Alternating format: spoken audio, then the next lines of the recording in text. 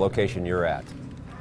Yeah, just right behind me here at 16th and Atkinson, Voces de la Frontera and NAACP, two of the groups that were behind this lawsuit, will be about to speak. As you mentioned, a Dane County judge handed down this 11-page ruling this afternoon, effectively turning back the rollout on the new voter ID policies that went into effect this year. The groups filed the lawsuits last year, and for now, they're getting what they wanted. Judge David Flanagan paused the process until trial, which is set for April 16th. That means, as of now, the policies will not be enforced for the April primary elections. The judge wrote that if the voter ID law, could cause irreparable harm if it's allowed to stay in place. We talked just a few minutes ago to the sponsor of the bill, State Representative Jeff Stone. Here's what he had to say.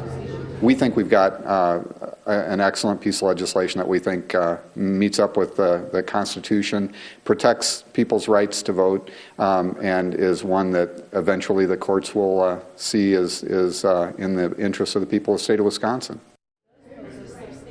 Now, to add to this, as you mentioned, Charles and Carol, we are now learning that the judge who gave this ruling, Judge David Flanagan, signed a Walker recall petition. That's according to Dan Bice of the Milwaukee Journal-Sentinel, calling into question a number of things. Number one, should the judge have recused himself for this ruling? Now, in just a few seconds, Voces de la Frontera and NAACP will be taking the podium here to talk about this. They've been celebrating this ruling, agreeing with Judge Flanagan, saying that this law really doesn't tackle the main questions here, and we'll hear from them in just a moment. Cody, what have you been able to learn from city election officials as they prepare for the April 3rd election? The mayor's on the ballot, the county executive's on the ballot. It's going to be, and it's a first presidential primary, so a lot of people will be going to the polls. We know during the primary in February, they had to present some sort of ID. So are they concerned about a confusion here?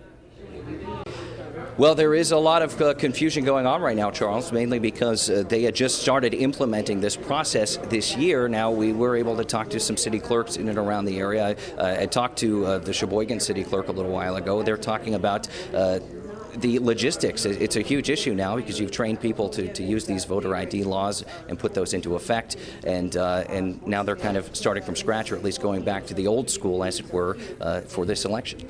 And Cody, you are at St. Mark's AME, one of the oldest and most historical churches in Milwaukee.